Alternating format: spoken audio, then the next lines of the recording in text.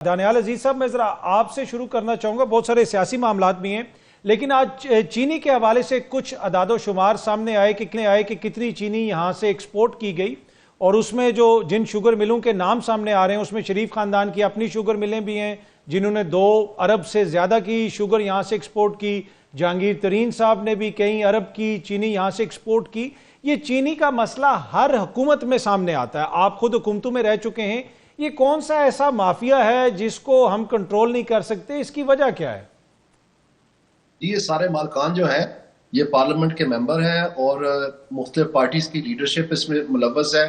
جو نہیں ہے وہ ان سے امداد لیتے ہیں مختلف طریقوں سے پارٹی کے لیے وغیرہ. تو اس میں یہ ہے کہ یہ ان کا بڑا گہرا آپس میں تعلق ہے، رشتہ ہے، اور یہاں تک کہ ہر پارٹی کا تقریباً ایک ایسا نمائندہ ہے جو یہ کام کر کے دیتا ہے ان کو. تو پاکستان مسلم لیگ نون میں اگر آپ دیکھیں 2015 میں بھی یہ جب لڑائی پڑی تو اس وقت ڈار صاحب کو یہ ذمہ داری سونپی گئی اور انہوں نے اجازت دے دی، پھر سے چینی کی قیمت بڑھ گئی. پھر 2017 میں بھی یہی ہوا، اس وقت خرم دستگیر صاحب کے ساتھ ڈار صاحب کی لڑائی پڑ گئی، ان کو سربراہ بنا دیا گیا کمیٹی کا، انہوں نے اجازت دے دی اور پھر سے چینی کی قیمت بڑھ گئی. اس دفعہ مصدق ملک صاحب کو برطرف کر دیا گیا کیونکہ انہوں نے منع کر دیا کہ میں جو مجھے مینڈیٹ دیا گیا کہ چینی کی قیمت نہ بڑھنے دوں وہ میں نہیں گارنٹی کر سکتا اگر اور ایکسپورٹ ہوگی. تو ان کو پھر تبدیل کر دیا اور گیس ہو ان کو پھر سے لگا دیا، پھر سے چینی ایکسپورٹ ہوگی.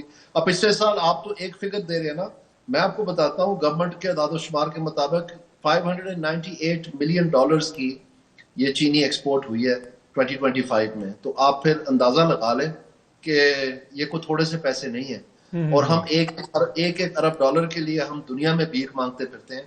اور یہ ان کی صورتحال. اب کہتے ہیں کہ ہم نے وہ امپورٹ کرنی ہے، اس میں پھر سے انہیں خرچہ دینا ہے. اور حیرانگی کی بات یہ ہے کہ تقریباً ہر دفعہ یہ نہیں کہ یہ صرف اپنے کاروباری جوہر دکھا کے اور یہ ایکسپورٹ کرتے ہیں. حکومت پاکستان ٹیکس پیئر کا ان کو فی ایکسپورٹ یونٹ جو ہے پیسے دیتی ہے کہ یہ پیسے لیں اور آپ ایکسپورٹ کریں تاکہ ہم فورن ایکسچینج کما سکیں، کیونکہ ویسے یہ کمپیٹیٹو نہیں ہے انٹرنیشنل مارکیٹ پہ. یہ اتنا بڑا سانحہ ہے، اس سے بڑا کرائم ہو نہیں سکتا، لیکن یہ ہر سال ہوتا ہے اور یہی کرتے ہیں عادی مجرم. ٹھیک ہے. اچھا دانیال عزیز صاحب، یہ پاکستان تحریک انصاف کے M N A M P A disqualify ہو رہے ہیں. اوبیسلی اب وہاں پہ ضمنی الیکشنز بھی ہوں گے. اگر آپ حکومت کو دیکھیں تو مارکو روبیو صاحب کے ساتھ آئے روز ہمارے وزیر خارجہ کی بات چیت بھی ہو رہی ہے، ملاقاتیں بھی ہو رہی ہیں. تو یہ جو سارا سسٹم اس وقت چل رہا ہے، لگتا ہے اس طرح ہے کہ حکومت تو مضبوط سے مضبوط تر ہوتی جا رہی ہے. آپ بھی اس کو ایسے ہی دیکھ رہے ہیں؟ جو آپ نے اسپیسیفکلی سوال پوچھا ہے، یہ جو ڈسکوالیفیکیشنز ہو رہی ہیں، جی یہ لوگ اب کورٹ میں جائیں گے. کورٹ میں سب سے پہلے یہ سٹے ہوگا، اس کے بعد نوٹسز ہوں گے، اس کے بعد ہیئرنگز ہوں گی. یہ بڑا لمبا چوڑا پروسیس ہے. یہ ہم نے دیکھا ہے پارلیمنٹ میں یہ جو چھٹ منگنی اور پھٹ ویا والا سوچ ہے وہ ایکچولی ہوتی نہیں ہے. ایون جب لوگوں نے ان بلاک استعفے دے دیے تب بھی جو ہے آپ کو پتا ہے کتنا لانگ ڈراؤن آؤٹ، میرے خیال میں سال سے زیادہ پروسیس تھا. وہ فائنلی وہ پھر ری انسٹیٹ ہو گئے. ابھی پنجاب اسمبلی میں آپ نے دیکھا ہے کہ ان کو برطرف کرنے کی دھمکی دے دی اور بلکہ وہاں سے روک بھی دیا آنے سے، لیکن اس میں آنے والے اسسٹنٹ جو لگے ہیں ڈپٹی اسپیکر وغیرہ وہ انہوں نے ان کو واپس بحال کر دیا. تو اس میں یہ ہے کہ یہ چیزیں چلتی رہتی ہیں، یہ مور سمبولک ہیں دین ایکچولی یہ ہو.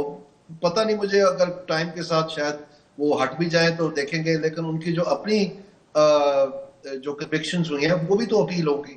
اگر اس میں سٹے ہوگی تو پھر ظاہری بات ہے یہ بھی سٹے ہو جائے گا. اس لیے میرے خیال میں یہ تھوڑا پری میچور ہے. ٹھیک ہے. اور یہ حکومت آپ کو مضبوط لگ رہی ہے جس طرح انٹرنیشنل لیول کے اوپر ان کی ملاقاتیں وغیرہ ہو رہی ہیں؟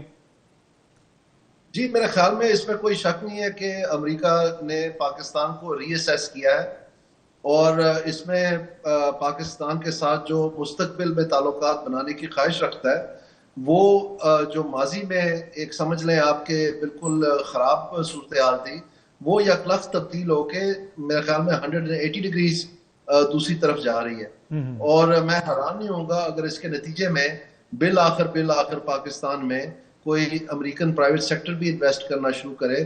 میرے خیال میں ابھی جب کہ ہم یہ بات کر رہے ہیں یہ تغدو کی جا رہی ہے کہ ان کا رسک اورژن کا جو ایشو ہے اس کو کس طرح سے امورٹائز کیا جائے تاکہ وہ فریلی آ کے پاکستان میں کاروبار کر سکے. اور اگر اس کی ڈاؤن سائڈ ان کے لیے managed who I F C کے ذریعے یا مختلف انشورنس کے طریقہ کار ہیں تو پھر میرے خیال میں وہ فریلی انویسٹ کر سکتے ہیں. یہ جو مائننگ اور خاص طور پہ اس طرح کے ایگریکلچر اور دوسرے جو شعبے ہیں یہ دنیا میں پرابلمٹک ہے. آپ نے افریقہ میں دیکھا, جگہ جگہ دیکھا. اس لیے یہاں پر وہ جو روایتی طور پر کہتے ہیں کہ جی لا اینڈ آرڈر سچویشن اور یہ مختلف قسم کی انسٹیبلٹی جو ہے یہ پار فور دا کورس ہے ان کاروباروں میں, ان کو اتنا فرق نہیں پڑے گا. ٹھیک ہے. باخبر رہنے کے لیے سنو نیوز کا یوٹیوب چینل سبسکرائب کریں اور بیل آئیکن پہ کلک کر دیں.